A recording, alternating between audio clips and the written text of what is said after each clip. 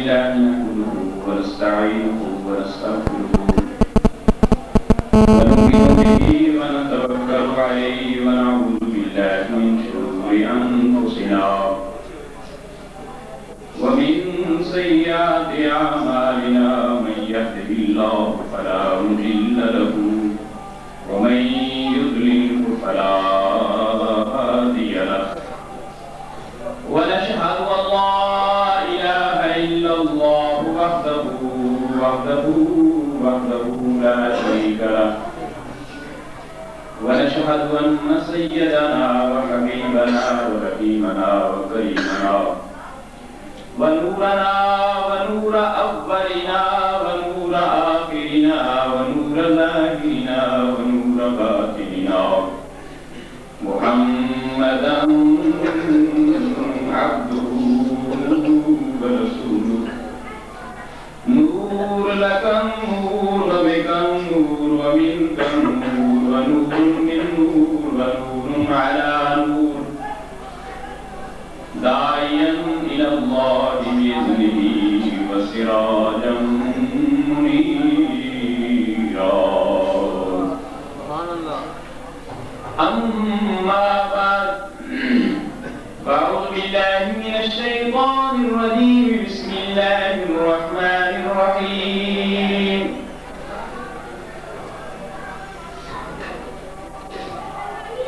ذلك الكتاب لا ريب فيه هدى للمتقين وقال في مقام الثاني إنا أنزلناه في ليلة القدر وقال في مقام الثالث ولقد يسرنا القرآن للذكر فهل من مدكر وقال في مقام الرابع الرحمن علم القرآن خلق الإنسان صدق الله المولى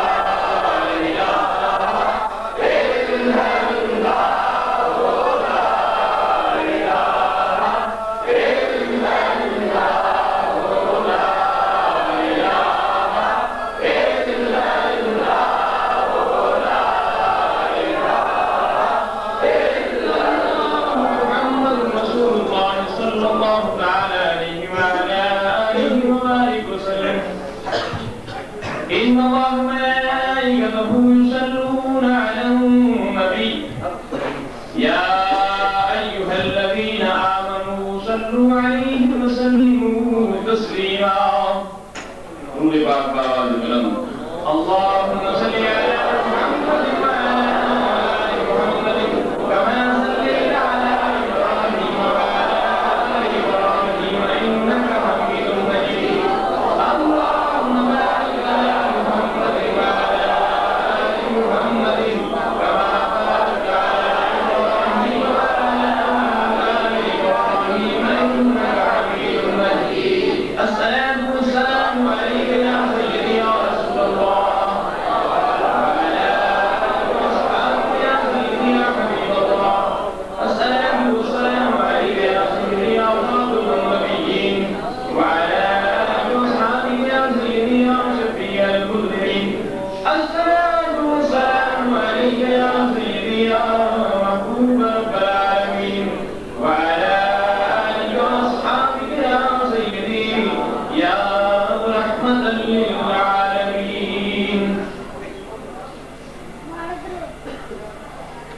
سے اولا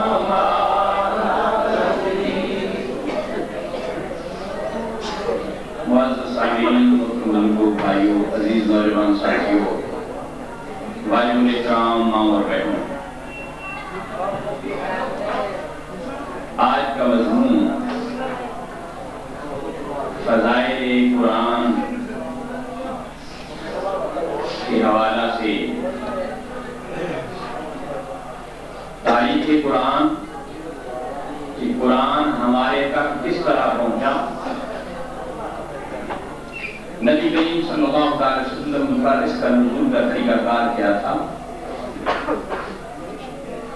اور قرآن اور رمضان کا باقی کیا تعلق ہے۔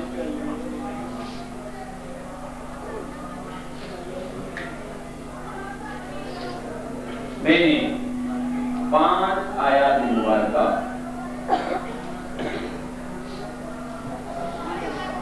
اس مضمون پر تلاوت کی ہیں، 5 مقامات سے تلاوت کیا ہے قرآن، جبکہ بہت سے مقامات پر ان فضائل کو، قرآن کی آمد کو، قرآن کے کمالات کو بیان کیا گیا۔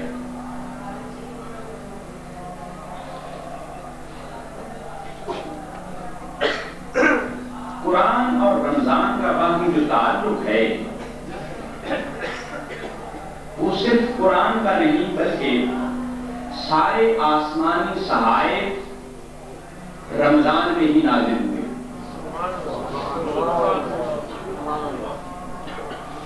سارے صحائف آسمانیہ رمضان المبارک میں ہی نازل ہوئے۔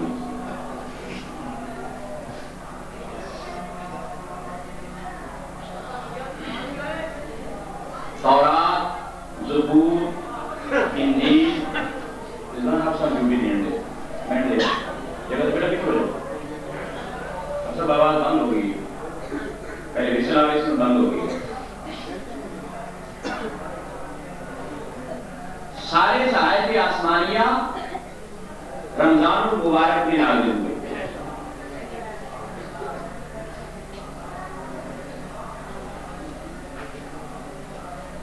قرآن رمضان المبارک کے اندر اس 27 رمضان کو، شب قدر کو، لیلۃ القدر کو لوح محفوظ سے آسمانی دنیا پر، دنیا کے آسمان پر اتارا گیا۔ 27 رمضان المبارک کو قرآن لوح محفوظ سے نقل کر کے آسمان دنیا پر لا کر رکھ دیا گیا۔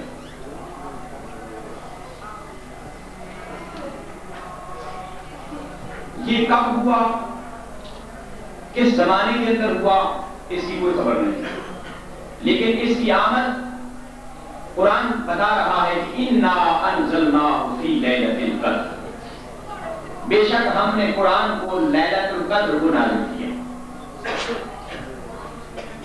مفسرین جو اس کی تفسیر میں شاہرین الزام اور مفسرین کرام کہ قرآن اسی رات لیلۃ القدر کو، شب قدر کو، 27 رمضان مبارک کو لوح محفوظ سے نقل کر کے آسمان دنیا پر لا کر رکھ دیا، اور پھر سب سے پہلی وحی جو نبی کریم صلی اللہ علیہ وسلم پر نازل ہوئی وہ بھی رمضان میں، اور 17 رمضان المبارک کو پہلی وحی آئی غار حرا کے اندر۔ نبی کریم صلی اللہ علیہ وسلم جب غار کی خلوتوں کے اندر جبرائیل امین پہلی وحی 5 آیات پر مشتمل اقرأ باسم ربک الذی خلق خلق الانسان من علق اقرأ وربک الاکرم الذی علم بالقلم علم الانسان ما لم یعلم۔ 5 آیات پہ مشتمل پہلی وحی یہ 17 رمضان المبارک کو غار حرا میں نبی کریم صلی اللہ علیہ وسلم پر جبرائیل امین لے کر آئے۔ یعنی قرآن کی پہلی وحی کا آغاز بھی رمضان میں ہوا، اور پورا قرآن لوح محفوظ سے آسمان دنیا پر 27 رمضان کو لا کر رکھ دیا۔ ضرورت کے اعتبار سے 23 سال نبی کریم صلی اللہ علیہ وسلم پر قرآن نازل ہوتا ہے۔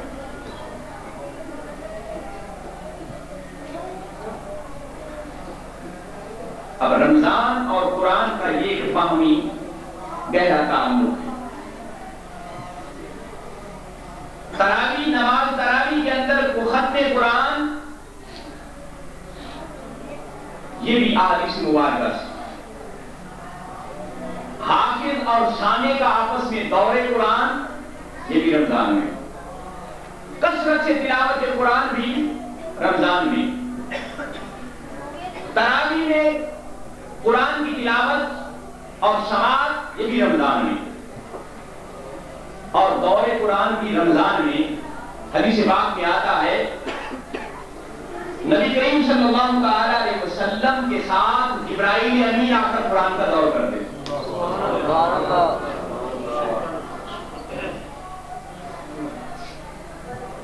کیسا سماں ہوگا کہ جبرائیل رسول اللہ کو قرآن سنا رہے ہیں، رسول اللہ سن رہے ہیں، اور نبی اکرم صلی اللہ علیہ وسلم سنا رہے ہیں اور جبرائیل امین سن رہے ہیں۔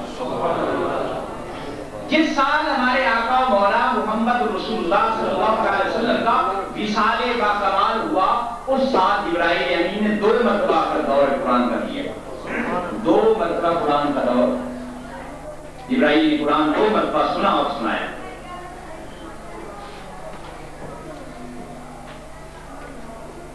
قرآن اور رمضان کا باہمی یہ تعلق ہے، اس لیے قرآن کا نزول بھی، قرآن کی تلاوت بھی، قرآن کی سماعت بھی، اور قرآن پاک نبی رحمت صلی اللہ علیہ وسلم پر جب جبرائیل امین لے کر آئے، آقا کریم صلی اللہ علیہ وسلم غار حرا کے اندر بیٹھے تھے، جبرائیل امین نے آ کر حضور علیہ السلام سے فرمایا اقرا یا محمد صلی اللہ علیہ وسلم۔ مفسرین لکھتے ہیں کہ پہلی صورت میں جبرائیل امین لا کر سامنے رکھا، وہ اتنی آیات، اور حضور علیہ السلام سے کہا اقرا، اقرا کے معنی اے محمد پڑھیے۔ نبی کریم صلی اللہ علیہ وسلم نے فرمایا ما انا بقاری، بڑی قیمتی باتیں ہیں، شاید پہلے نہ سنی ہوئی۔ ما انا بقاری، میں نے پڑھا ہوا، میں نے کسی کے سامنے زانو تلمس طے نہیں کیا، کسی کی شاگردی اختیار نہیں کی، کسی مدرسے میں اسکول میں پڑھا نہیں۔ جب 3 مرتبہ جبرائیل امین نے حضور علیہ السلام کو اقرا یا محمد کہا، سرکار نے فرمایا ما انا بقاری۔ جبرائیل امین حضور علیہ السلام کو پکڑتے تھے، اپنے سینے سے لگا کر دباتے، سرکار فرماتے کہ مجھے جبرائیل چھوڑتے اس وقت سے جب میرا سانس نکلنے پر آ جاتا۔ قرآن ہم تک پہنچا کس صورت میں ہے؟ صاحب قرآن، یہ رمضان بھی رسول اللہ کا فیضان ہے، اور قرآن بھی رسول اللہ کا، حضور کے صدقے قرآن بھی ملا، رمضان بھی ملا، شب قدر بھی ملی، لیلۃ القدر بھی۔ صاحب قرآن پر قرآن کس صورت میں آیا؟ 3 مرتبہ اس طرح ہوا۔ اس وقت جبریل نے جب کہا اقرا بسم ربک، پڑھ اپنے رب کے نام سے جس نے پیدا کیا، اقرا بسم ربک الذی خلق۔ جب رب کا نام آیا تو جبرائیل امین کی بات کو نبی کریم صلی اللہ علیہ وسلم نے پھر پڑھنا شروع کر دیا، پڑھ اپنے رب کے نام سے۔ اب رسول اللہ کا تعلق تو اللہ کے سامنے موجود ہے، کیوں؟ قرآن کے اندر جو میں نے مضمون کے آغاز میں تلاوت کی ہے، الرحمن علم القرآن، رحمان وہ ہے جس نے قرآن سکھایا۔ رحمان کون ہے؟ الرحمن علم القرآن، اور قرآن کہتا ہے خلق الانسان، انسان کو پیدا کیا۔ بات قابل توجہ ہے کہ رحمان وہ ہے جس نے قرآن سکھایا، اور انسان کو پیدا کیا۔ انسان بعد میں پیدا ہوا، قرآن کس کو سکھایا؟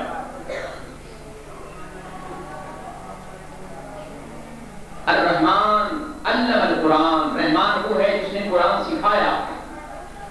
خلق الانسان، انسان کو پیدا کیا۔ انسان بعد میں پیدا ہوا، قرآن پہلے سکھایا۔ قرآن سیکھنے والا کون تھا؟ اب حدیث مبارکہ ملاحظہ فرمائیے، قرآن کی سمجھ بغیر حدیث کے نہیں آتا۔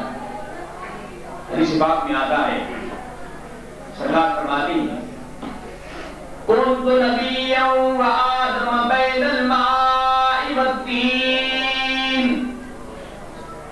میں اس وقت بھی نبی تھا جب آدم علیہ السلام کی مٹی علیحدہ تھی، پانی علیحدہ تھا، مٹی کے اندر پانی نہیں ڈالا گیا تھا، ابھی ان کا گاڑا بھی نہیں بنا تھا، ان کی مٹی بھی نہیں کوٹی گئی تھی۔ كنت نبيا وآدم بين الماء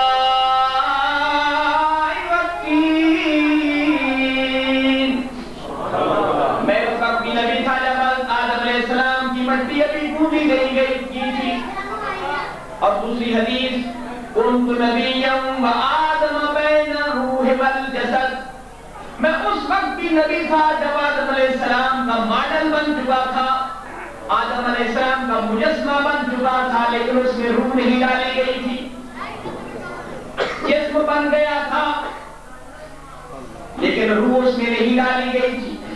كنت نبيا وآدم بين الروح والجسد، روح اور جسم کی درمیانی کیفیت میں آدم علیہ السلام موجود تھے، اس وقت بھی میری نبوت کے ڈنکے بج رہے تھے، میری نبوت عروج پر تھی۔ اور حدیث میں آتا ہے میں اس وقت ختم نبوت پر فائل کر دیا گیا، اور اس رشدید کے اندر مولانا شیخ التھانوی علماء دیوبند کی شہر دلی کہ حضور علیہ السلام آدم علیہ السلام سے پہلے تخلیق ہو چکے تھے، آپ کی خلقت ہو چکی۔ اب قرآن کی آیت مبارکہ کو ساتھ ملائیے، الرحمن، رحمان وہ ہے علم القرآن، جس نے قرآن سکھایا، اور حدیث کو ساتھ ملائیے، سیکھنے والا کون تھا؟ میرے اور آپ کے نبی جناب محمد رسول اللہ صلی اللہ علیہ وسلم۔ جبرائیل امین سے نبی کریم صلی اللہ علیہ وسلم ایک دن پوچھنے لگے، اے جبریل بتاؤ تمہاری عمر کتنی؟ جبرائیل امین عرض کرنے لگے، یا رسول اللہ صلی اللہ علیہ وسلم عمر کا تو پتہ نہیں ہے، لیکن ایک علامت ہے عمر کے بارے میں وہ عرض کرتا ہوں۔ فرمایا کیا ہے؟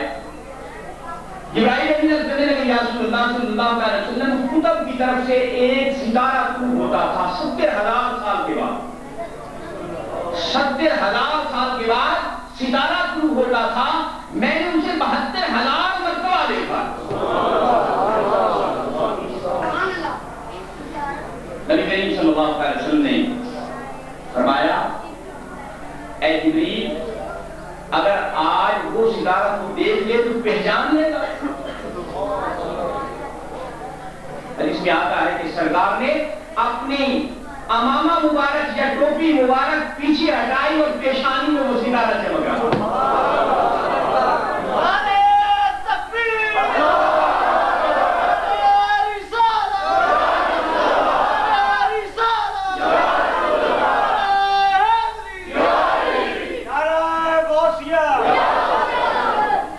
سرکار نے فرمایا رب عزتی انا ذالک الکوکب، مجھے اپنے رب کی عزت کی قسم میں وہی ستارہ ہوں جو 70,000 سال کے بعد تو دیکھتا تھا اور 72,000 مرتبہ دیکھا ہے۔ كنت نبيا وآدم بين الماء والطين، خلقت بھی پہلے تھی اور نبوت بھی پہلے مل چکی۔ جبرائیل تعلیم جبریل تھی برائے نام، تعلیم جبریل تھی برائے نام، حضرت وہیں سے آئے تھے لکھے پڑے ہوئے۔ تعلیم جبرائیل تھی برائے نام، حضرت وہیں سے آئے تھے لکھے پڑے ہوئے، حضرت وہیں سے آئے تھے لکھے پڑے ہوئے۔ نبی کریم صلی اللہ علیہ وسلم کا جو علم ہے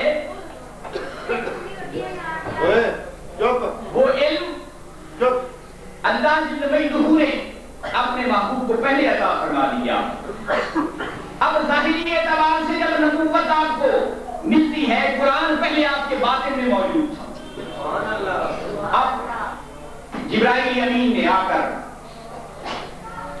وحی لے کر آیا، 5 آیات دی، نبی کریم صلی اللہ علیہ وسلم واپس گھر تشریف لاتے ہیں، آپ کے چہرے کا رنگ اڑا ہوا ہے، پریشان ہیں۔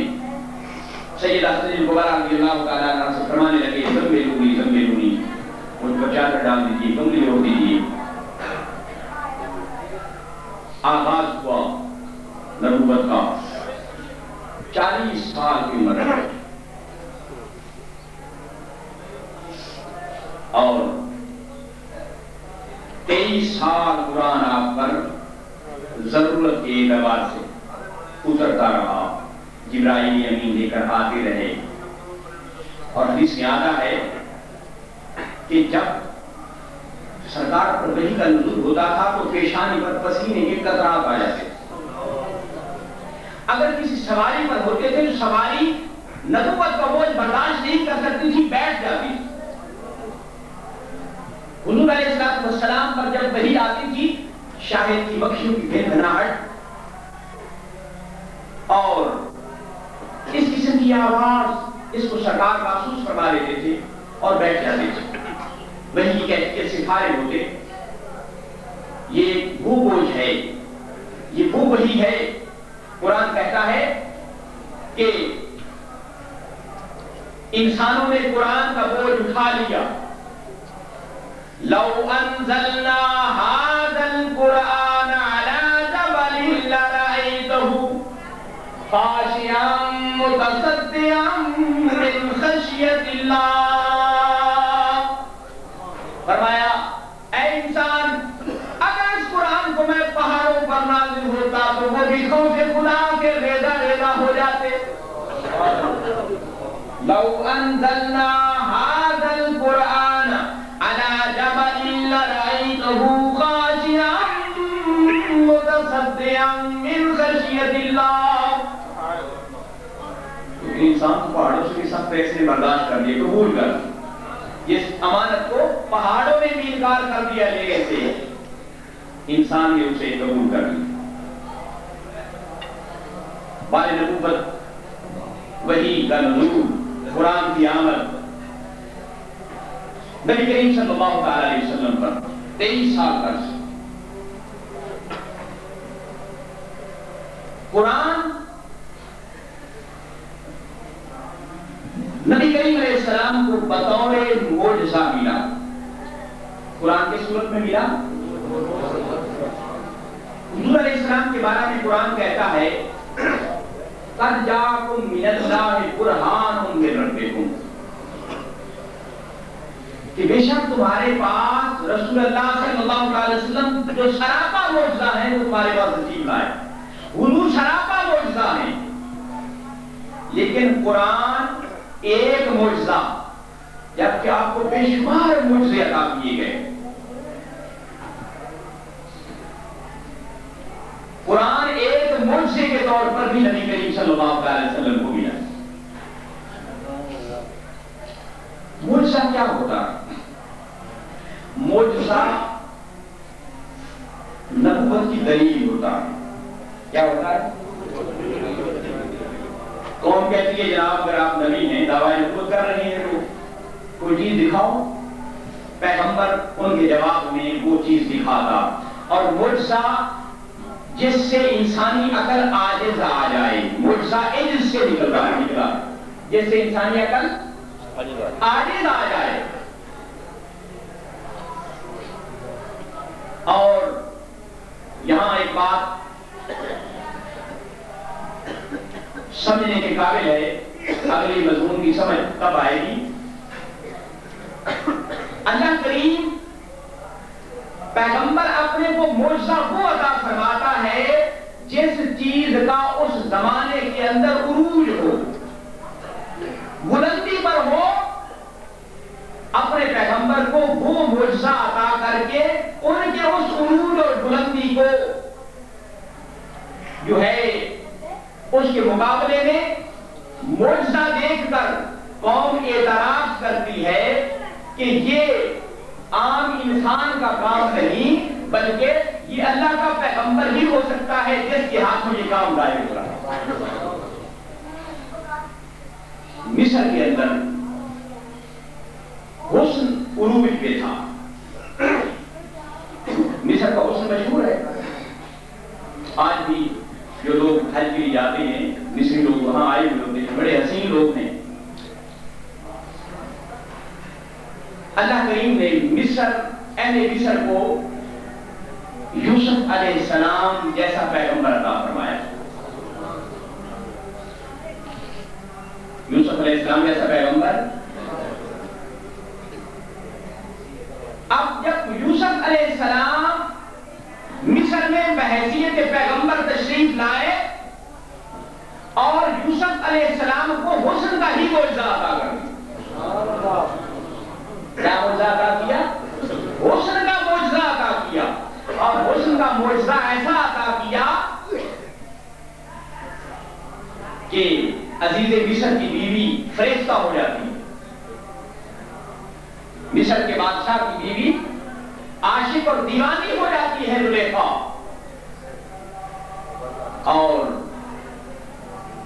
جب یہ بات مشہور ہو گئی کہ ایک غلام پر یوسف علیہ السلام بکتے بکتے وہاں پہنچے، ایک غلام پر بادشاہ کی بیوی عاشق ہو گئی ہے، اس نے اس طعنے کا ازالہ کرنے کے لیے اپنے شاہی ایوان کے اندر زنان مصر کو بلا لیے، سب کو بلا کر اس ایوان کے اندر انہیں سیب اور چھریاں دے دی۔ یوسف علیہ السلام کے پاس زلیخا آتی ہے، ہاتھ باندھ کر کرتی ہے، اے کریم ابن کریم، میں خطا کار ہوں، معافی کی درخواست پیش کرتی ہوں۔ زنان مصر کو میں نے اکٹھا کیا ہے، زنان مصر نے مجھے یہ طعنہ دیا کہ غلام پر عاشق ہو گئی، میری خطا کی طرف نہ جانا، آپ کریم ہیں، ذرا کرم فرما کر ایوان جس کے اندر زنان مصر بیٹھی ہیں ایک جھلک دکھا کر چلے جانا۔ یوسف علیہ السلام نے زلیخا کی درخواست مانی اور جیسے ہی ایوان کے اندر داخل ہو کر بس ایک نظر آئی اور چلے گئے۔ یوسف علیہ السلام کی آمد کیا تھی؟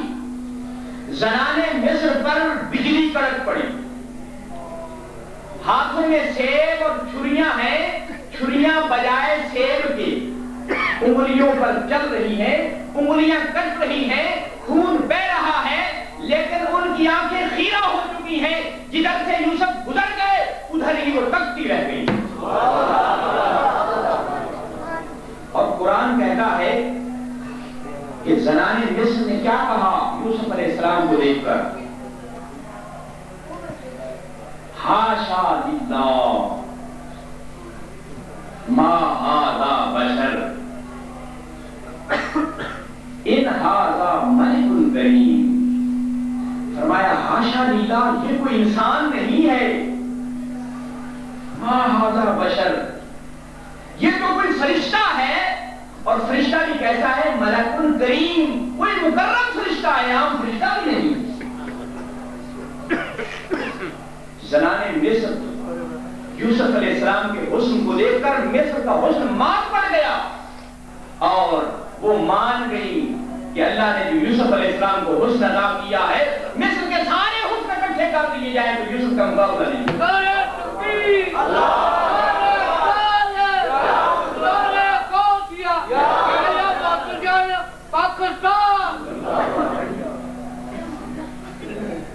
اللہ کی گرامی، معجزہ کیا ہوتا ہے کہ اس زمانے کے لوگ اس بات کا اعتراف کر لیں اور ان کی عقلیں، ان کے علم عاجز آ جائیں اور وہ مان جائیں کہ واقعہ ہی یہ عام آدمی نہیں ہے، اللہ کا پیغمبر ہی ہو سکتا ہے۔ حضرت داؤد علیہ السلام کا زمانہ تھا۔ داؤد علیہ السلام کے زمانے میں ٹیکنیکل، مکینیکل اور مشینی دور تھا۔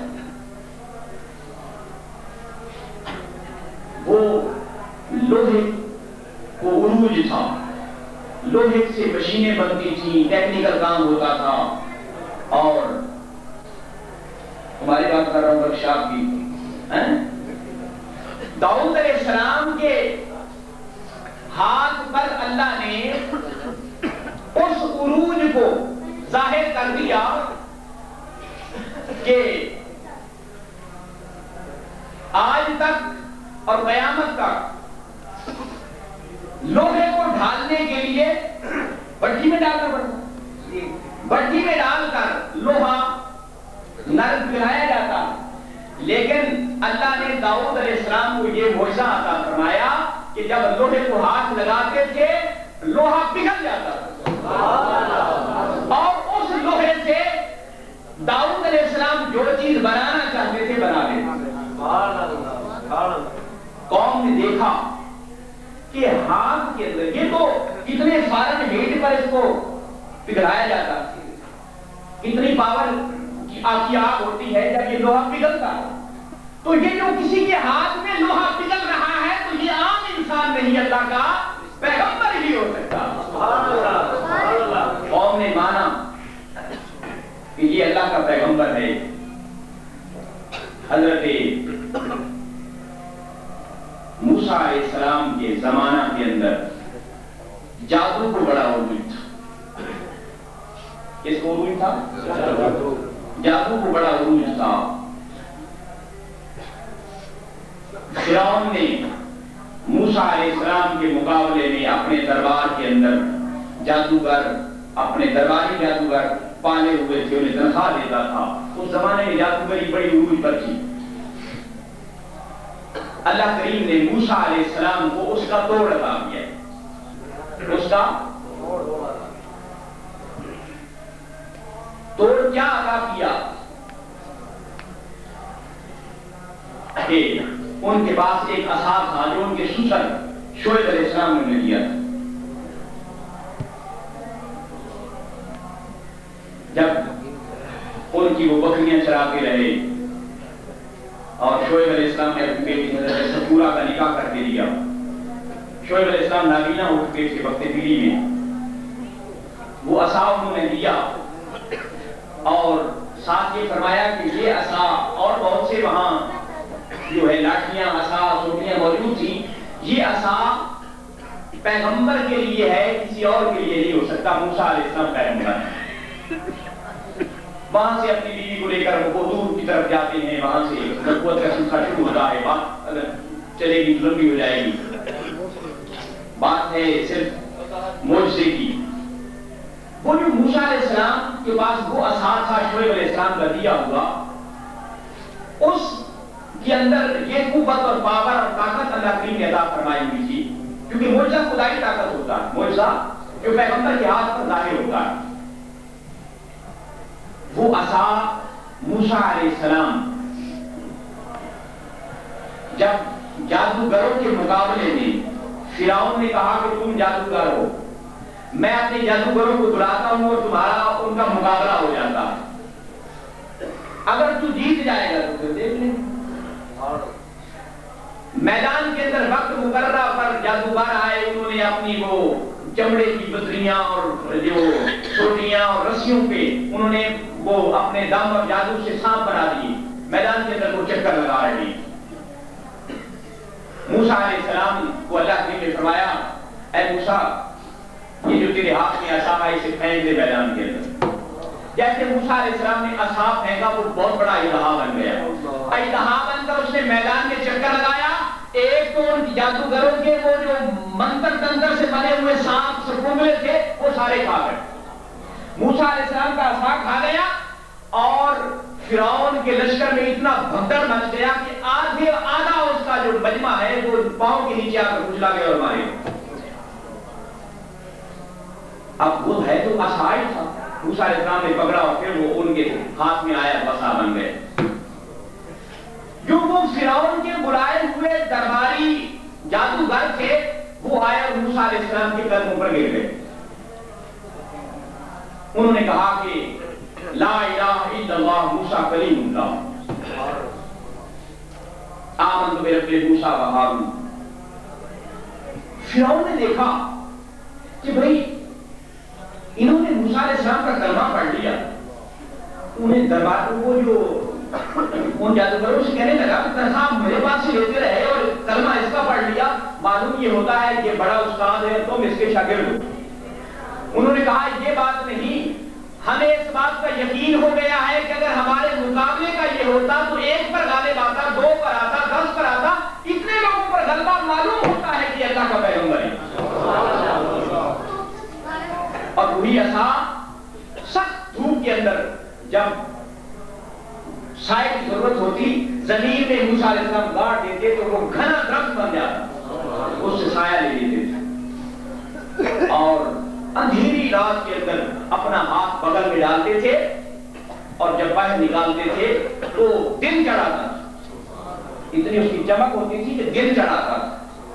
قوم نے یہ علامات دیکھی اور وہ ماننے پر مجبور ہو گئے کہ یہ معجزہ ہے جو اللہ کی طاقت ہے اور یہ پیغمبر کے ہاتھ پر صادر ہوتا ہے, یہ کوئی عام انسان. اللہ کے گرامی, عیسیٰ علیہ السلام کا زمانہ طب کا زمانہ, طب بڑے عروج پر تھی. ڈاکٹر صاحب عیسیٰ علیہ السلام کے زمانے کا ابو علیہ سینا, ارسطو, بقراط, بلات, یہ بڑے بڑے اطباء جن کی کتابیں آج بھی اناٹمی, فزیالوجی, کیمسٹری, بیالوجی, ان میں یہ کتابیں پڑھائی جاتی ہیں. ڈاکٹر بھی اس سے مدد حاصل کرتے ہیں, اطباء بھی مدد حاصل کرتے ہیں. وہ بڑے بڑے اطباء طب کو بڑا عروج تھا. اللہ کریم نے عیسیٰ علیہ السلام کو معجزہ نبوت عطا کیا. اب طب کے اندر ابرص کا علاج نہیں ہے, کوڑھی کا علاج, مادرزاد نابینوں کا علاج. اللہ کریم نے عیسیٰ علیہ السلام کو یہ معجزہ عطا فرمایا. مادرزاد نابینے آتے تھے, عیسیٰ علیہ السلام ان کی آنکھوں پر ہاتھ پھیرتے تھے, وہ بینا ہو جاتے تھے. ابرص کے کوڑھی آتے تھے, ان کے چہرے پر جسم پر ہاتھ پھیرتے تھے, انہیں شفا مل جاتی. وہ ارسطو, وہ سینا, وہ لوگ یہ بات دیکھ کر مجبور ہو گئے یہ کہنے پر کہ یہ کسی عام انسان کی ڈاکٹری اور طب کی بات نہیں ہے. یہ شخص جس کے ہاتھوں یہ شفا پا رہے ہیں یہ اللہ کا پیغمبر ہو سکتا ہے اور کوئی نہیں. اور پرندوں, مٹی کے پرندے بناتے تھے, اس میں پھونک مارتے تھے, پرندے پرواز کر جاتے, انہیں زندگی مل جاتی تھی, پرندے زندگی پا جاتے تھے اور وہ پرواز کر جاتے تھے. ابو علیہ سینا نے, ارسطو نے, انہوں نے دیکھا کہ یہ جو آدمی جس کی پھونک کے اندر مسیحائی موجود ہے کہ یہ مٹی کے پرندے بنا کر پھونک مارتا ہے, وہ پرواز کر جاتی ہے, اور یہ ابرص کے کوڑھی پر ہاتھ پھیرتا ہے, شفا مل جاتی ہے. مادرزاد نابینوں کے آنکھوں پر ہاتھ پھیرتا ہے, شفا مل جاتی ہے. یہ عام انسان ڈاکٹر اور طبیب نہیں ہو سکتا. اگر ہمارے جیسا طبیب ہوتا اس کے پاس یہ چیز کہاں سے آ سکتی ہے؟ یہ اللہ کا پیغمبر ہے جسے آپ آسمانی وحی کے ذریعے یہ چیزیں بتائی جاتی ہیں. اللہ کے گرامی, عیسیٰ علیہ السلام کے بعد ہمارے نبی جناب محمد رسول اللہ صلی اللہ علیہ وسلم کی باری آتی ہے کہ سرکار جس علاقے میں تشریف لائے اس علاقے کے اندر فصاحت و بلاغت بڑا عروج. محسن صاحب آپ فصیح اللسان ہیں, نقیب محفل ہیں, جب آپ کی زبان چلتی ہے تو ماشاءاللہ بڑے بڑے الفاظ اس زبان سے نکلتے ہیں. یہ سرکار کی کلمین کی برکت ہے, سرکار کی نعت خوانی کی برکت ہے. نبی کریم صلی اللہ علیہ وسلم جس علاقے میں آئے اس علاقے میں فصاحت و بلاغت, شاعری اور ادب کو بڑا عروج تھا. بڑے بڑے شعراء, بڑے بڑے ادیب بڑی بڑی کتابیں لکھتے تھے, شاعری ہوتی تھی, فصاحت و بلاغت سے دریا بہا لیتے تھے. اللہ کریم نے محمد عربی صلی اللہ علیہ وسلم کو قرآن جیسا فصیح و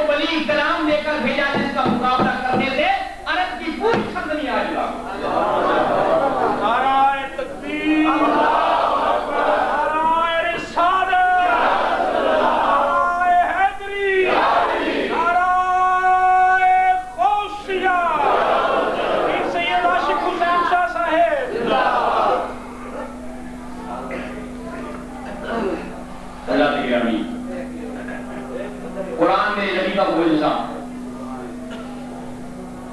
اور نبی کریم صلی اللہ علیہ وسلم پر مشرکین مکہ نے یہ پروپیگنڈا کیا کہ محمد صلی اللہ علیہ وسلم یہ خود قرآن بناتے ہیں، اپنی طرف سے یہ قرآن بناتے ہیں، اور قرآن کہ یہ آسمان سے نازل ہوتا ہے. کہاں آسمان سے نازل ہوتا ہے؟ قرآن نے ان کی اس بات کا چیلنج کر دیا. اس بات کا قرآن کہتا ہے ان کنتم فی ریب مما نزلنا علی عبدنا فاتوا بسورۃ من مثلہ وادعوا شہداءکم من دون اللہ ان کنتم صادقین فإن لم تفعلوا ولن تفعلوا فاتقوا النار التي وقودها الناس والحجارة أعدت للكافرين. جب قرآن پڑھا جائے تو کہتے ہیں سبحان اللہ. آپ اچھے اللہ کے بندے ہیں، سر جھکائے بیٹھے ہیں. سبحان اللہ.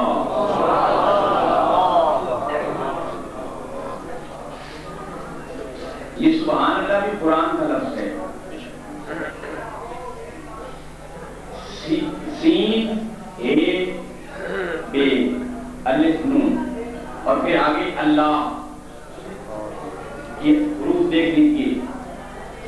اور مولا علی شیر خدا رضی اللہ تعالیٰ عنہ فرماتے ہیں ڈاکٹر صاحب، اگر نماز کے اندر کھڑے ہو کر قرآن پڑھا جائے تو ایک حرف پر 100 نیکی ملتی. نماز کے اندر کھڑے ہو کر قرآن کی تلاوت کی جائے تو ایک حرف پر 100 نیکی ملتی ہے. اگر بیٹھ کر نماز پڑھی جائے تو 50 نیکی قرآن کے ایک حرف پر ملتی ہے. اگر بغیر نماز کے قرآن کی تلاوت کی جائے تو 25 نیکیاں ملتی ایک حرف پر. اور اگر بغیر وضو کے تلاوت کیا جائے تو ایک حرف پر 10 نیکیاں ملتی. مولا کائنات مولا علی شیر خدا رضی اللہ تعالیٰ عنہ کا فرمان. تو اب آپ مسجد میں بیٹھے ہیں، باوضو ہیں، اور آپ کو لفظ سبحان اللہ جتنے حروف بنتے ہیں آپ اندازہ فرمائیں کہ 25 نیکیاں، کیونکہ وضو سے بیٹھے ہیں اور مسجد میں، اور پھر 25 تو عام راتوں کے اندر، یہ تو 1000 مہینے سے افضل رات جاگ کر بیٹھے ہیں. قرآن پڑھ رہا ہوں، ایسا اپنے جگہ پہ آ جاؤ. سبحان اللہ.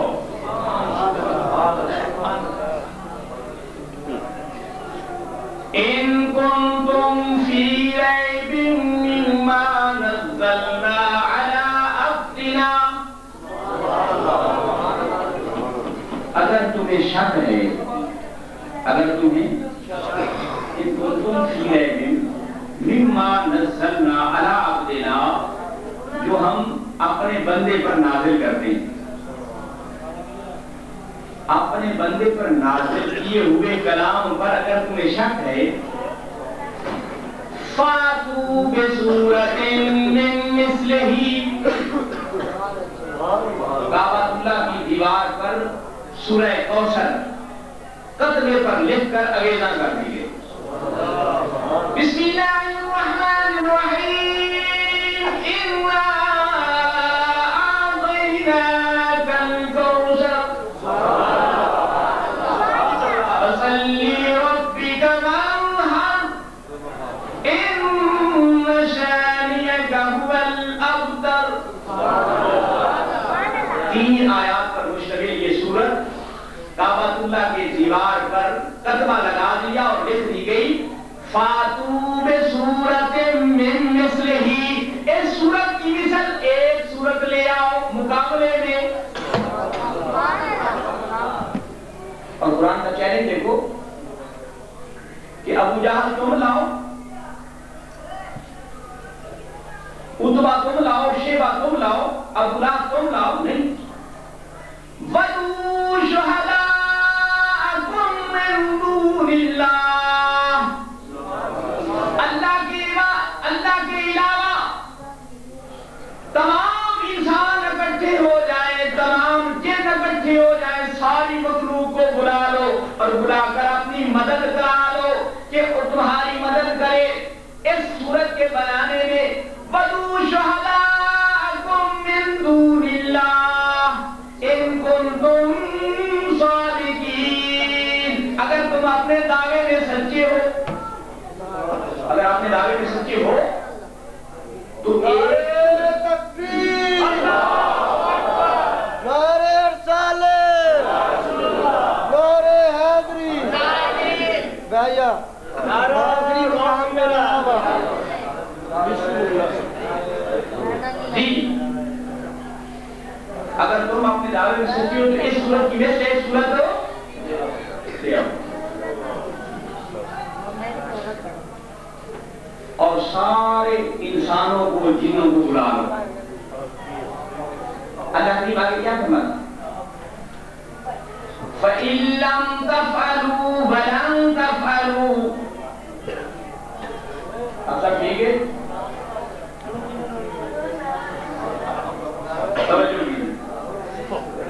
فرمایا ہرگز ہرگز تم نہیں کر سکو گے.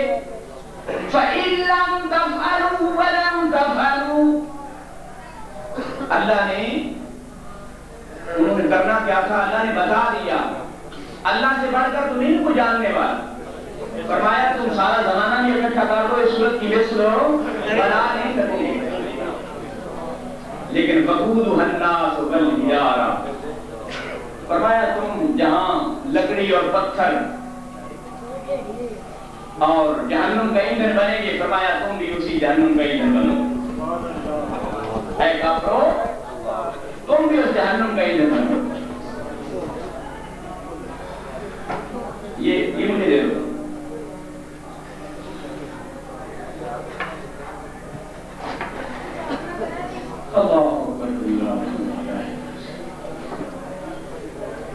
قرآن نے چیلنج کر دیا، اس کا کوئی جواب نہ آیا.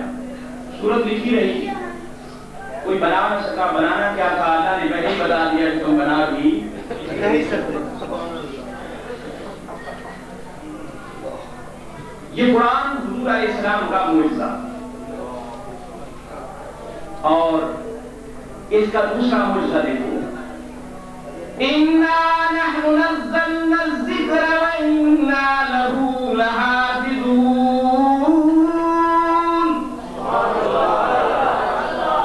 بے شک قرآن کو ہم نازل کرنے والے ہیں اور ہم ہی اس کی حفاظت کرنے والے ہیں. نبی کریم علیہ السلام کے دور سے لے کر آج تک اور قیامت تک قرآن کے اندر حرف بحرف زیر بزیر کوئی فرق آج تک نہ آیا ہے اور نہ قیامت تک کو پہلی آسمانی کتابیں کوئی ہیں صحیح؟ کوئی کتاب موجود نہیں ہے. یہ تورات، زبور، انجیل، یہ عیسائی کتابیں لکھتے ہیں کہ انجیل منگا لو اور اس کا مطالعہ کرو، یہ سب جھوٹ کے پلندے ہیں. آج کوئی آسمانی کتاب قرآن کے علاوہ صحیح موجود نہیں ہے. کیوں موجود نہیں ہے؟ ان کی ضمانت رب نے نہیں دی تھی، ان کی ضمانت، لیکن ہمارے قرآن کی ضمانت اللہ نے اٹھا لی. فرمایا اِنَّا نَحْنُ نَزَّلْنَا الذِّكْرَ وَإِنَّا لَهُ لَحَافِظُونَ. بے شک قرآن کو ہم نازل کرنے والے ہیں اور ہم ہی اس کی حفاظت کرنے والے ہیں. اس کی حفاظت کا ذمہ اللہ کا ذمہ ہے. اس لیے آج تک یہ قائم چلی آ رہی ہے اور قیامت تک اس کے اندر کوئی رد و بدل نہیں ہوگا. الف لام میم ذالک الکتاب لا ریب فیہ. ہماری کتاب میں کوئی شک نہیں. یہ وہ کتاب ہے جس میں کوئی شک ہدی للمتقین، ہدایت کے متقیوں کو دیتی ہے۔ قرآن رحمت ہے، قرآن کیا ہے؟ بارش کیا ہے؟ بارش برستی ہے لیکن فائدہ زرخیز زمین کو ہوتا ہے، کلر والی زمین پر اور شور بڑھتا ہے۔ قرآن رحمت ہے لیکن یہ ہدایت متقیوں کو دیتی ہے، جو اس سے ڈرنے والی، اللہ سے ڈرنے والے، تقوی والی، ہدایت ان کو ملتی ہے۔ لیکن قرآن کی اثر انگیزی کا عالم یہ ہے،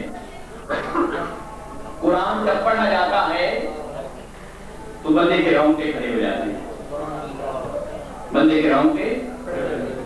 کچھ شیطان آدمی قرآن کی تلاوت کر رہا ہو، حکم ہے کہ جب قرآن پڑھو تو تم ساتھ رونے کی کیفیت پیدا کرو،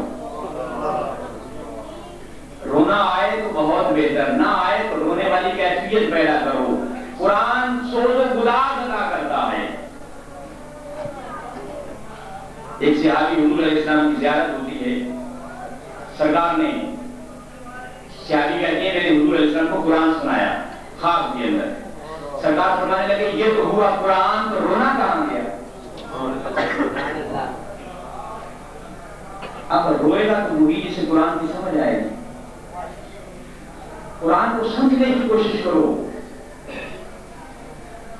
یہ ہمارے جو 2 نمبر برادری ہے، یہ کہتی ہیں نہیں کہ سنی تو قرآن نہ پڑھتی ہے، نہ انہیں قرآن آتا ہے، یہ تو اس سے کہانیاں سنا دیتے ہیں۔ کیوں؟ میں اس وقت سے قرآن پڑھ رہا ہوں، کیوں بتاؤ نا، قرآن سے ریفرنس دے کر قرآن کی تعریف کر رہا ہوں۔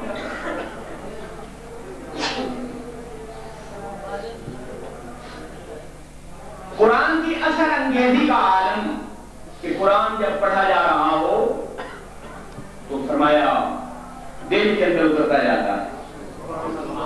اور یہ صرف ہمارے لیے نہیں، ہم تو قرآن کو ماننے والے ہیں نا، قرآن کی سمجھ آئے یا نہ آئے تو قاری صاحب پڑھ رہے ہوں تو جھوم جاتے ہیں، ایسے ہی۔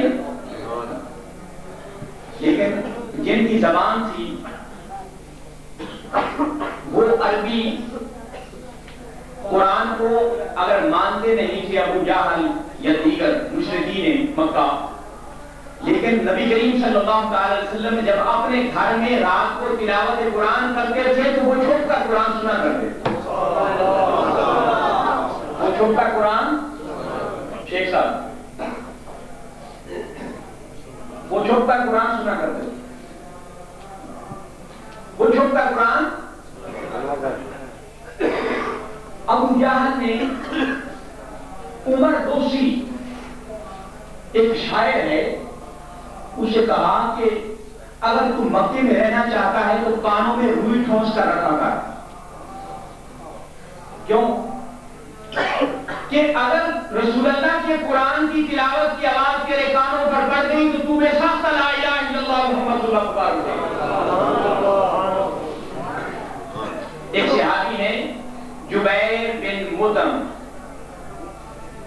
وہ کہتی ہیں کہ ایک دن نبی کریم علیہ السلام سورہ طور کی تلاوت فرما رہے ہیں، سورہ، میں نے قرآن جیسے سنا میرے دل کی دنیا بدل گئی، میں نے اسی وقت اس بات کا یقین کر لیا کہ جو کلام رسول اللہ پڑھ رہے ہیں، محمد رسول اللہ پڑھ رہے ہیں، یہ کلام کسی انسان کا، میں نے اسی وقت میرے دل کی دنیا بدل گئی اور میں نے اسلام کا تہیہ کر لیا کہ میں اسلام کو قبول کروں گا۔ میں نے حالات کے تقاضے کے تحت کسی چھپا کر رکھا، لیکن جب موقع ملا تو جبیر بن مطعم نے لا الہ الا اللہ محمد اللہ۔ یہ تو قرآن تھا زبان مصطفیٰ سے، حضور کی زبان سے قرآن سننے والوں کا تو خیر، ان کے دل کی دنیا۔ ابو جہل اصلی بدبخت تھا، اللہ کریم نے اتنے معجزات دیکھے، قرآن کے علاوہ کتنے معجزات، سورج کو واپس پلٹتے دیکھا، چاند کے 2 ٹکڑے ہوتے دیکھا، مٹھی کے اندر کنکریاں لے کر آیا اور مٹھی کی کنکریاں کلمہ پڑھتے سنی اور دیکھی، لیکن اس نے حضور علیہ السلام کو جادوگر ہی معاذ اللہ کہا۔ اللہ کریم نے فرمایا محبوب بس اب کیا ہے؟ ختم اللہ علی قلوبہم وعلی سمعہم وعلی ابصارہم غشاوۃ برمت. کیا ہے؟ فرمایا اب موریں لگ چکی ہیں ان کے دلوں پر، ان کے کانوں پر. سنتے ہیں لیکن حق کی بات نہیں سن سکتے، دیکھتے ہیں لیکن حق کو نہیں دیکھ سکتے. فرمایا ان کے دلوں پر بھی مور لگ چکی ہے، اب انہیں ہدایت نصیب نہیں ہو سکتی. ادلی بدبخت کیا حال تھا، لیکن بڑے بڑے لوگ رسول اللہ کے جب قرآن کو سنتے تھے تو زندگی کے اندر ایک انقلاب برپا ہو گیا. نبی کریم صلی اللہ علیہ وسلم ایک دن نماز پڑھا رہے تھے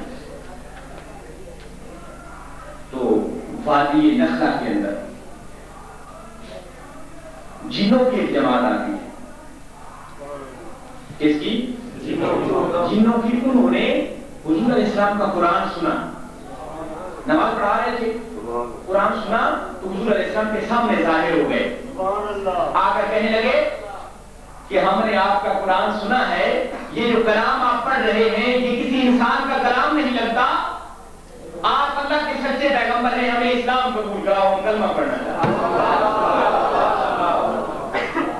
جنات نے آ کر حضور علیہ السلام کے ہاتھ پر اسلام قبول کر لیا. زبان مصطفیٰ سے قرآن سنا، قرآن نے دولت ایمان عطا کر دی.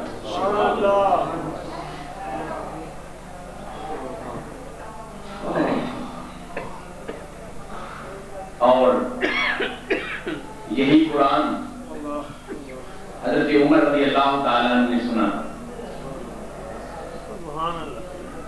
اپنی بہن اور بہنوئی کو اتنا مارا کہ تم نے اسلام کیوں قبول کیا.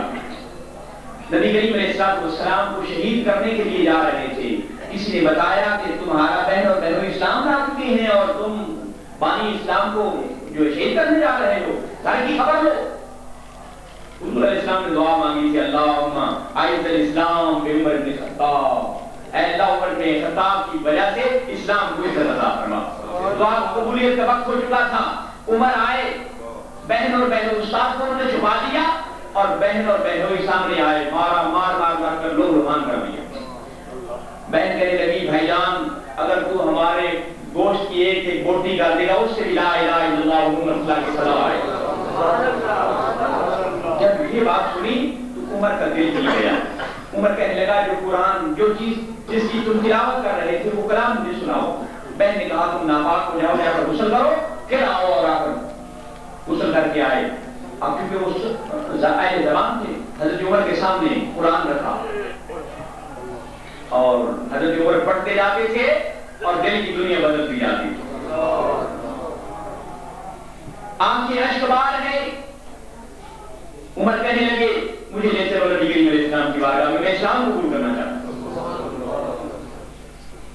ادھر وہ حضور علیہ السلام کا معاذ اللہ سر کا انتظار کر رہے ہیں کہ عمر حضور علیہ السلام کو شہید کرنے کے لیے گیا ہے. وہ انتظار کر رہے ہیں. 100 اونٹوں کی قطار انعام کے طور پر مقرر تھی. لیکن جب ادھر حضور علیہ السلام کی بارگاہ کے اندر عمر فاروق آتی ہیں، ابو بکر صدیق نے کہا، دیگر صحابہ بیٹھے تھے کہ یا رسول اللہ عمر آ رہا ہے. تو آپ نے فرمایا پھر کیونکہ عمر کو معمولی آدمی نہیں تھا، عمر سے دنیا لفظہ کا اندام تھی، عمر سے دنیا ڈرتی تھی. حضرت عمر فاروق رضی اللہ تعالیٰ کا رعب دبدبہ کا عالم حالت کفر میں بھی تھا اور اسلام لانے کے بعد تو پھر سونے کے سواگے والی بات تھی. حضرت ابو بکر اور دیگر صحابہ کہنے لگے اگر تو عمر صحیح نیت سے آ رہا ہے تو عمر ہمارا بھائی ہے، اگر غلط ارادہ ہوگا تو عمر کی تلوار اور عمر کا سر ہوگا. جیسے ہی عمر سامنے آئے حضور نے پوچھا عمر کیسے آئے؟ یا رسول اللہ اسلام قبول کرنے کے لیے. عمر کے دل کی دنیا کس نے بدلی؟ قرآن میں. نجاشی بادشاہ کے دربار کے اندر وہ جو پہلا ہجرت کرنے والا ہجرت حبشہ کرنے والا قافلہ تھا، وفات نے کوشش کی کہ یہ لوگ واپس بھیج دے نجاشی بادشاہ، لیکن نجاشی کے پاس انہوں نے تحفے تحائف بھیجے اور ساتھ یہ کہا کہ یہ عیسیٰ علیہ السلام کے متعلق عقیدہ صحیح نہیں رکھتے. نجاشی بادشاہ نے پوچھا کہ تمہارے نبی کا اور قرآن کا کیا عقیدہ ہے عیسیٰ علیہ السلام کے بارے میں؟ تو حضرت جعفر طیار رضی اللہ تعالیٰ عنہ جو اس جماعت کے امیر تھے انہوں نے نجاشی بادشاہ کے دربار کے اندر سورہ مریم کی تلاوت کی۔ اب سورہ مریم حضرت جعفر طیار کی اللہ تعالیٰ پڑھ رہے ہیں اور نجاشی کے دل کی دنیا بدل رہی ہے، آنکھیں اشک آ رہے ہیں، آنکھوں سے آنسو جاری ہیں، بے ساختہ زبان پر لا الہ الا اللہ محمد رسول اللہ جاری ہے۔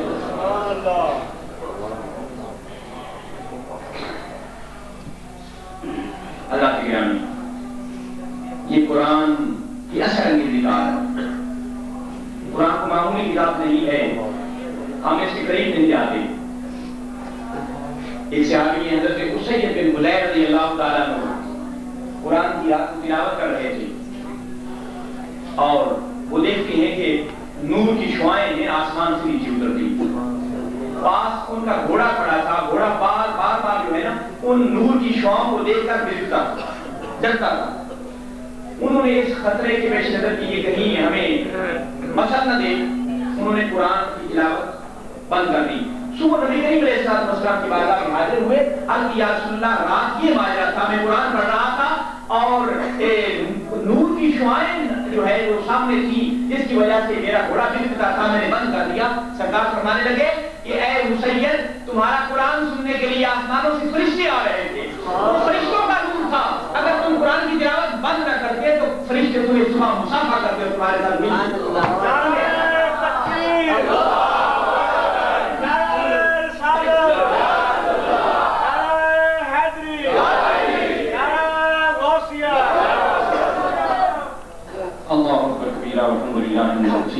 سبحان اللہ العظیم۔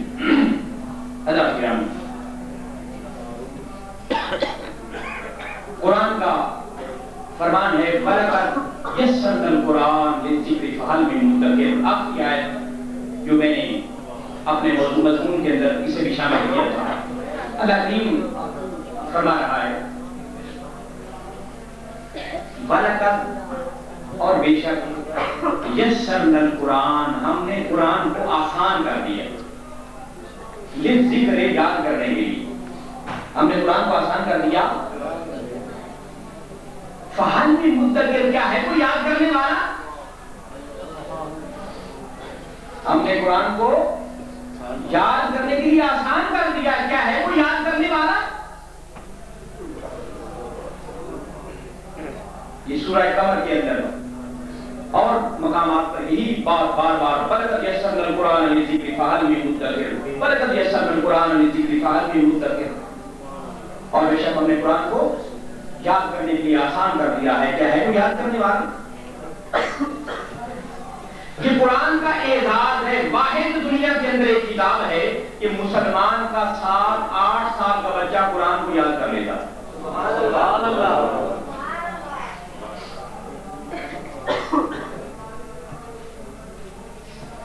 جہاں میرا بیٹا پڑھتا ہے تحصیل القرآن کالج لاہور، منہاج القرآن ٹاؤن شپ کے اندر، وہاں ساتھی بچیوں کے بھی حفظ کا علیحدہ کچھ خاصے پر انتظام ہے۔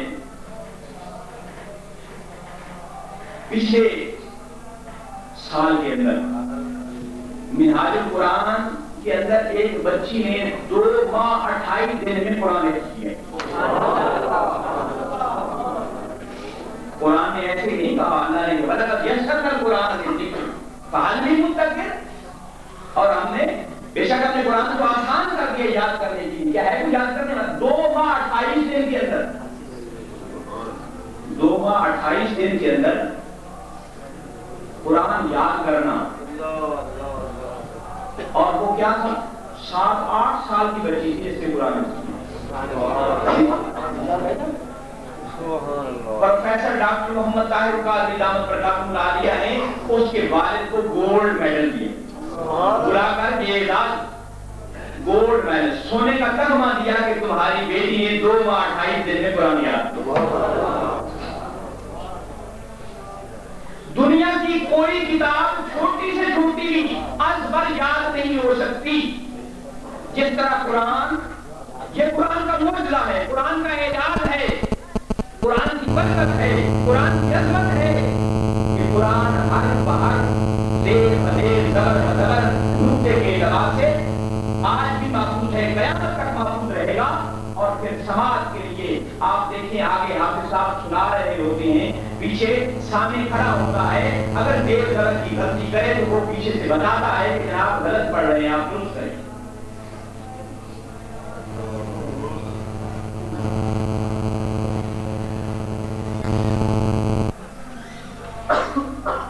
اب قرآن تو آسان ہے یاد کرنے کے لیے، میرے ہاں ابھی اولاد نہیں ہوئی تھی اور میری یہ خواہش تھی کہ اللہ تعالیٰ مجھے بیٹے عطا کرے اور میں انہیں قرآن پاک کا حافظ بناؤں گا۔ میں نے اپنی خواہش کے مطابق اللہ اور اس کے رسول کی رضا کے لیے اور قرآن کی محبت کے حوالہ سے اپنے بیٹے کو قرآن پاک کی حفظ کرنے کے لیے داخل کیا ہوا ہے۔ 12 پارے انشاءاللہ ہو چکے ہیں، منزل صحیح ہے اور انشاءاللہ العزیز منزل قریب ہے۔ وہ وقت آئے گا کہ آپ سنیں گے اور قرآن پاک کو سنائے گا انشاءاللہ العزیز، اللہ کے رسول کی مہربانی سے اور اللہ والوں کی نگاہ کرم سے۔ قرآن کا یہ اعجاز ہے کہ قرآن ہم مسلمان ہونے کے، ہمارا مسلمان ہونے کے ناطے سے قرآن سے لگاؤ ہونا چاہیے، ایک محبت ہونی چاہیے قرآن سے، حافظ قرآن سے۔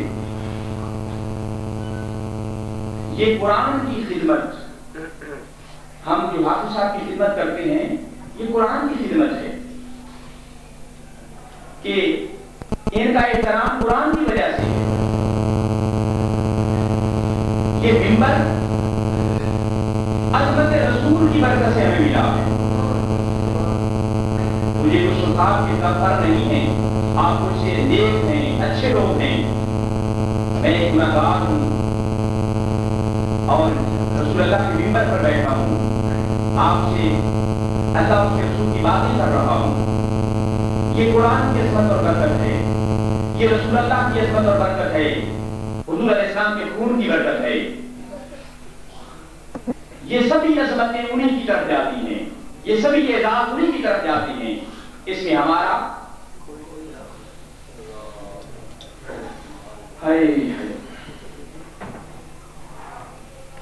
خس خس جنہ قدر نہ میرا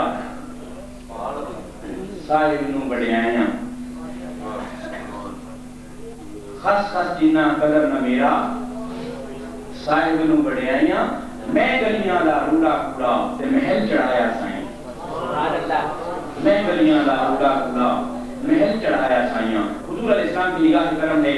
اب میری بیعت علی پور شہیدہ ہے، میرے جس سلسلہ سے میرا تعلق ہے وہ بہت بڑی عظیم ہستی ہیں، زمانے کے اندر بڑے کم پیر پیدا ہوتے ہیں جتنی عظمت اللہ نے انہیں عطا فرمائی۔ زمانے کے بادشاہ نے بھی 77 حج نہیں کیے جو میرے دلوں مجھ سے دعا سے ہوئی، 77 حج کیے اور 10 لاکھ ان کے مرید تھے۔ عرب والے انہیں ابو العرب کہتے ہیں۔ مدینے میں پاکستان والوں کو، گورنمنٹ کو بھی مدینے والے جگہ نہیں دیتے، اور سعودیہ حکومت گورنمنٹ کو بھی جگہ نہیں دیتی، وہ کرائے پہ رہتی ہیں، لیکن مدینے میں میرے پیر کا مکان موجود، جواد منزل، وہاں ان کا مکان موجود ہے۔ وہ عربی بھی پیر صاحب کو اپنا باپ مانتے ہیں۔ ابو العرب آپ کا خطاب ہے کہ عربی اپنا باپ، حضور وہاں تشریف لے جاتے تھے اور وہاں 1.25 لاکھ مکے 1.25 لاکھ مدینے تقسیم فرماتے تھے اور کافی سارا قافلہ ہوتا تھا آپ کے ساتھ وہاں جب حج کے لیے تشریف لے جاتے تھے۔ ان کے صدقے میں یہ مدینے کا فیضان ہے جو اب جاری ہوا ہے، یہ مدینے پاک کا فیض ہے جو اب جاری ہوا ہے۔ میں حضور علیہ السلام کی بارگاہ کے اندر جب حاضر تھا، اس کتاب کا تصور میں نے رسول اللہ کی بارگاہ کے اندر پیش کیا۔ یہ دعوت غور و فکر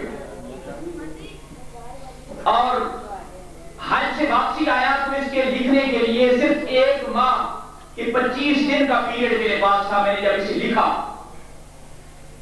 مسودہ تیار کیا، اس کی کانٹی چھانٹی کے بعد اس کو اصل کرتاس پہ لے کر آیا، پھر اس کی پرنٹنگ ہوئی، یہ کتابت ہوئی، پرنٹنگ ہوئی، اور یہ اب عرش پاک پر میں نے آپ کے سامنے اس کتاب کو پیش کیا تھا، اس کی رونمائی کی عرش پاک کے موقع پر۔ اس کا عنوان ہے دعوت غور و فکر۔ یہ مدینے کا فیضان ہے، نبی کریم علیہ السلام کی بارگاہ بے کس پناہ سے یہ چیز حاصل ہوئی ہے، اور وہ فیضان جاری ہے جس سے آپ استفادہ حاصل کرتے رہیں گے جب تک میری زندگی ہے۔ اس کتاب کی شکل و صورت آپ کے سامنے ہے۔ دعوت غور و فکر پروگرام ہفتہ وار و ماہانہ و وظائف روزانہ۔ اس کے اندر میں نے ایک تو دعوت غور و فکر کے عنوان سے لکھا ہے کہ ہم کیا ہیں اور ہمیں کیا ہونا چاہیے، یہی جو عطیہ بیان کر رہا تھا کہ قرآن کے ساتھ ہمارا برائے نام تعلق اب رہ گیا، جو تعلق ہونا چاہیے وہ نہیں ہے۔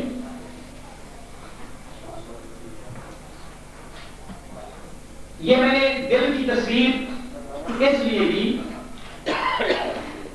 اور دعوت غور و فکر اس میں دعوت ذکر بھی ہے، دعوت فکر بھی ہے، اور زنگ آلود قلب اور اس کا علاج ہے، گناہوں کی کثرت اور اس کا علاج ہے۔ اس کا پہلا جو مضمون ہے وہ نماز کے حوالہ سے ہے، دوسرا مضمون تلاوت قرآن کے حوالہ سے ہے، چند ایک صورتیں ہیں جن کی میں نے اجازتیں دی ہیں پڑھنے کے لیے، ان کے فضائل بیان کیے ہیں۔ اس کے بعد درود پاک ہے، اس کے اندر درود پاک چلنے کے لیے ہیں، اور یہ چیزیں اس کے اعتبار سے کہ آپ اس کے اندر غور و فکر کریں اور اپنی اصلاح کریں، اپنے دل کی اصلاح کریں، اصلاح اعمال کریں۔ الا بذکر اللہ تطمئن القلوب، خبردار دلوں کو سکون اللہ کے ذکر سے ملتا ہے۔ افضل الذکر لا الہ الا اللہ، پھر پورا کلمہ دیا ہے، پھر اس دل کے اندر اس میں اللہ، ہماری نوجوان نسل کے قمیصوں کے اوپر دل کی تصویر بنی ہوتی ہے اور اس کے اندر تیر لگا ہوتا ہے۔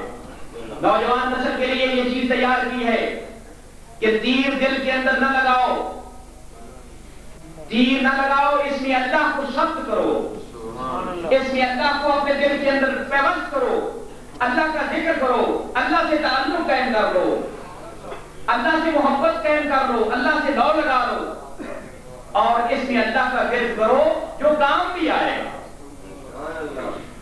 تیر کیا کام آئے گا؟ تیر والے ناکام رہتے ہیں، اللہ اس کے رسول کی محبت والے کامیاب رہتے ہیں۔ تیروں کی محبت چھوڑ دو، اللہ اس کے رسول سے یاری لگا لو، اور اس میں اللہ کا ذکر آپ کی اس مسجد کے اندر میں نے یہ پروگرام پورے دیے ہیں، پورے سال کے پروگرام اس کے اندر دیے ہیں، اور اس میں اللہ کا ذکر ہم ہر جمعرات کو نماز عشاء کے بعد یہاں ذکر پاک کی محفل ہوتی ہے، جو جس میں درود پاک کی محفل اور ذکر پاک ہوتا ہے، اس میں شرکت فرمایا کرو۔ نوجوان نسل کے نام یہ پیغام ہے کہ دلوں سے تیر نکال دو، اس میں اللہ کو ثبت کرو۔ مریدین کے لیے خصوصی پیغام ہے، ہمارے کوئی ہدیہ نہیں ہے، یہ صرف آپ کے لیے یہ ہدیہ ہے کہ آپ اسے پڑھیں اور اس پر عمل کریں۔ اس میں خاص طور پر تعاون میرے مرید محمد نعیم حیدری نے، حسینی نے کیا ہے، اللہ کریم سے جزائے خیر عطا فرمائے۔ مدینہ طیبہ یہ بھی تازہ لے کر آیا ہے، اور حضور علیہ السلام کی بارگاہ کے کتاب پیش کی، یہ لکھ کر میں نے ان کے ہاتھ بھیجی کہ رسول اللہ کی بارگاہ میں پیش کرو۔ یہ ایسے نہیں ہے، حضور علیہ السلام کی بارگاہ کے اندر پیش کی گئی ہے، اور مدینے کا فیضان ہے۔ اس کے اندر کافی اس پر پیسہ لگا ہے، اور یہ زیادہ تر بھائی نعیم صاحب کا اس کے حصہ ہے، اللہ کریم نے جزائے خیر عطا فرمائے۔ اور نیکسٹ انشاءاللہ ایک کتاب اسلامی نصاب زندگی کے عنوان سے لکھنے کا، بہت بڑی کتاب ہوگی، اس کا کچھ ہدیہ مخصوص ہوگا، لیکن اس کا کوئی ہدیہ نہیں ہے۔ یہ اس کا ہدیہ یہ ہے کہ آپ اسے پڑھیں، اس پر عمل کریں۔ ابھی انشاءاللہ جب نماز تسبیح پڑھائیں گے اس کے بعد یہ کتابیں آپ کو دی جائیں گی، لے کر آپ گھروں میں چلے جائیں۔ اور اس کے اندر اس پر عمل کریں. مریدین حضرات کو خاص طور پر میں روزانہ یہ حج جمعرات کی محفل کے لیے انہیں یہ بات کہہ رہا ہوں کہ وہ ہر محفل میں، جمعرات کی ہر محفل میں مختصر وقت کے لیے ہوتی ہے. ایک ہمارے میرے مرید ہیں اپنا ہر ٹاؤن میں محمد سلیم، وہ دکان سے سیدھا رکشہ لے کر یہیں آتا ہے، محفل میں شریک ہو کر گھر جا کر کھانا کھاتا ہے. اور بقیہ جو یہاں تشریف فرما ہے، میرا پیغام سن رہے ہیں، وہ اس محفل میں آیا کریں، ناگانا کریں، ذکر سیکھیں. اس میں ذکر کا طریقہ بتایا گیا ہے کہ ذکر کی کتنی قسمیں ہیں، ذکر کس طریقے سے کیا جاتا ہے. یہ ذکر آپ سیکھیں، سیکھنے کے لیے یہاں آئیں. کیونکہ آپ دیکھیں کہ کوئی معمولی کام بھی سیکھنا ہو تو اس کے لیے اس ورکشاپ میں جانا پڑتا. ڈاکٹر صاحب کے پاس ڈاکٹری سیکھنی ہو، آپ کے ڈاکٹر بھٹی صاحب کی یہاں شاگرد کام کرتے ہیں، یہاں 2-3 نمبر بازار میں ڈاکٹر لطیف صاحب ہیں اور ڈاکٹر ہیں، ان کے پاس انہوں نے سیکھا، کام کیا، اس کے بعد سیکھا تو پھر انہوں نے دکان کھولی. تو اگر ایک آدمی ڈاکٹری نہیں سیکھتا، وہ اسٹیتھوسکوپ اور تھرمومیٹر اور لگا کر وہاں بیٹھ جائے تو کیوں بھائی وہ مریض شفا پائیں گے وہاں سے؟ وہ قبرستان کی طرف ہی جائیں گے. تو اس لیے یہ کوئی معمولی کام ہو، یہ یہاں پر شاہ والے بیٹھے ہیں، کیوں بھائی آپ کا کام سیکھنا پڑتا ہے. کوئی بغیر سیکھے آپ کا کام کر لے گا؟ نہیں کرے گا. کوئی کام بھی دنیا کا سیکھنا پڑتا ہے. لیکن اگر ہم نہیں سیکھتے تو نماز نہیں سیکھتے، نہیں سیکھتے تو کلمے نہیں سیکھتے، نہیں سیکھتے تو وضو کا طریقہ نہیں سیکھتے، نہیں سیکھتے تو تلاوت قرآن نہیں سیکھتے، نہیں سیکھتے تو قرآن نہیں سیکھتے، نہیں سیکھتے تو ذکر کا طریقہ نہیں سیکھتے. ہم سمجھتے ہیں کہ جدی پشتی تو مسلمان ہیں، جدی پشتی مسلمان ہیں، کیا ضرورت ہے سیکھنے کی؟ نہ وقت دیا، نہ محنت کی، نہ کوئی مشقت کی. بس جناب یہ بیعت کا سلسلہ بھی ایک فرضی ہوتا ہے. جناب ہم نے فلاں پیر صاحب کی بیعت کر لی تو پیر ہوگا حافظ صاحب کی پیر جیسا جو رگڑا لگائے اور سب کچھ بند کر دے.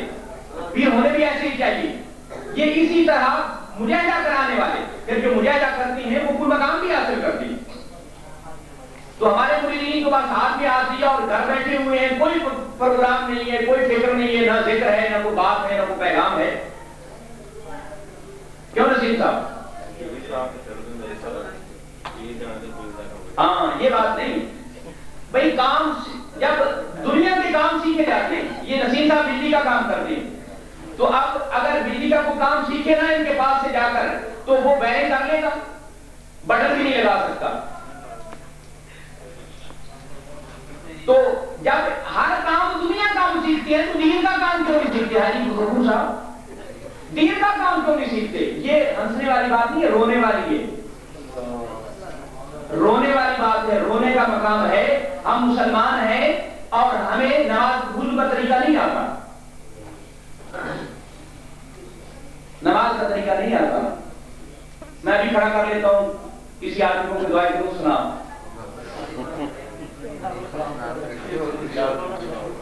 تو دعائیں کروں نہیں آتا، کلمے نہیں آتے، نماز اجازت نہیں آتی.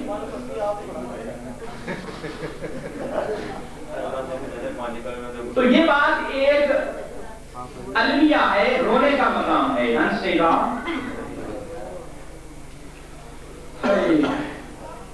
دین نبی دا بانگ یتیمہ در در دھکے کھالے، دین نبی دا بانگ یتیمہ در در دھکے کھالے، کتوں لیا عمر بہادر جرا جھولی چک بچھلاوے.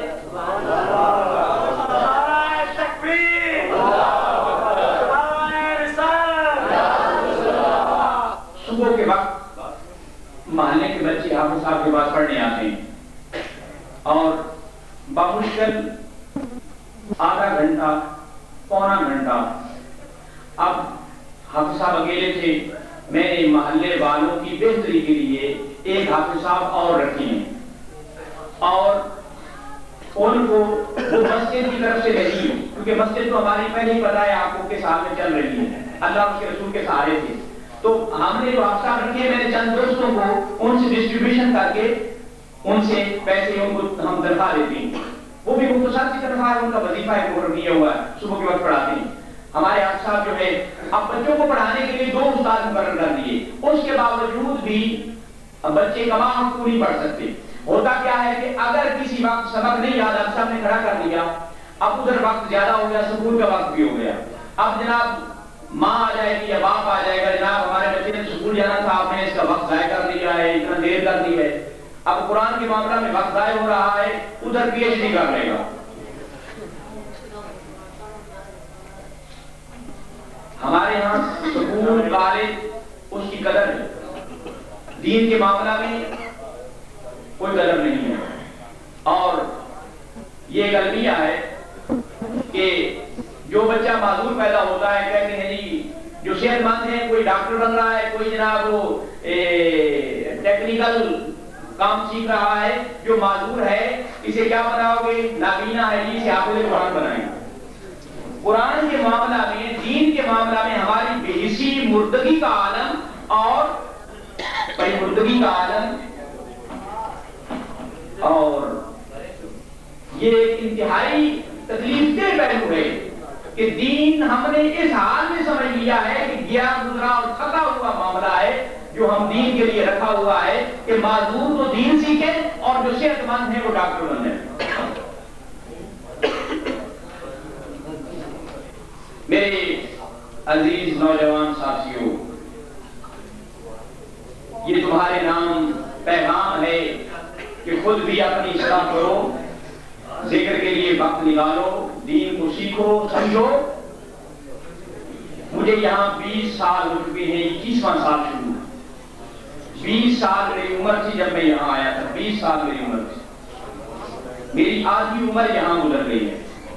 وہ بچے جو میرے ہاتھوں میں پیدا ہوئے اب جوان ہو چکے ہیں. یہ بشیر صاحب کا بیٹا اتقاء بیٹھا ہوا ہے، یہ جب پیدا ہوا تھا کھڑا ہوا، یہ پیدا ہوا تھا تو میں نے اس کے کان میں آذان دی تھی، تو بشیر صاحب مجھے یاد کرا رہے ہیں کہ پیسے لینے کے بجائے آپ دے کر آئے تھے. ایسے ہی بشیر صاحب؟ ہاں جی بالکل اس طرح. تو میں نے کہا بھائی یہ اب بچہ میرے ہاتھوں میں پیدا ہو کر جوان ہو چکا ہے، آج اتقاء بیٹھا ہوا ہے، یہ بیٹھ کر کے ٹیکنیکل کالج ووکیشنل کالج میں پڑھ رہا ہے، ٹیکنیکل کام سیکھ رہا ہے. تو آدھی عمر میری آپ کے محلے میں آپ کی خدمت کرتے، دین کی دعوت دیتے، دین کا کام کرتے گزر گئی. لیکن میں سمجھتا ہوں کہ ابھی تک کما حق کو ہوں کام نہیں بنا. ٹھیک ہے محراب بن گیا، مسجد خوبصورت بن گئی ہے، قالینیں پڑ گئی ہیں، مسجد کا فرنٹ خوبصورت بن گیا، جو آپ کے فیصلہ آباد میں جس کی کوئی مثال نہیں. لیکن جو دین کا کام ہے ابھی تک وہ نہیں ہوا. جو چیز میں آپ کے اندر جو درد منتقل کرنا چاہتا ہوں، آپ نوجوانوں کو جو چیز دینا چاہتا ہوں، ابھی وہ چیز نہیں دی گئی. آدھی زندگی یہاں آپ کے پاس گزر گئی ہے. اب میں چاہتا ہوں کہ جو بقیہ زندگی کے لمحات ہیں، نہ جانے کتنے ہیں، آپ کو دعوت درد دے رہا ہوں، دعوت محبت دے رہا ہوں کہ آپ میرے پاس آئیں، دین کو سمجھیں، دین کو سیکھیں، ذکر کو سیکھیں، ذکر کریں اور اس میں اللہ کا گرد کریں، درود و سلام پڑھا کریں، اللہ اور اس کے رسول سے اپنا تعلق قائم کر لیں. اور یہی چیز کام آنے والی، یہی چیز اللہ سے لگے تو میرے اس درد کو آپ کے دلوں کے اندر پیوست کر دے، اور میرے اہل محلہ کے نوجوان اور جو اب بچے ہیں جوانی کی طرف آ رہے ہیں اور جو میرے بزرگ ہیں وہ سبھی دین کا ایک درد لے کر اس طرح دین کا کام کریں جس طرح پیغمبروں کی سنت ہے، اولیاء کرام کی سنت ہے، صحابہ کا طریقہ ہے.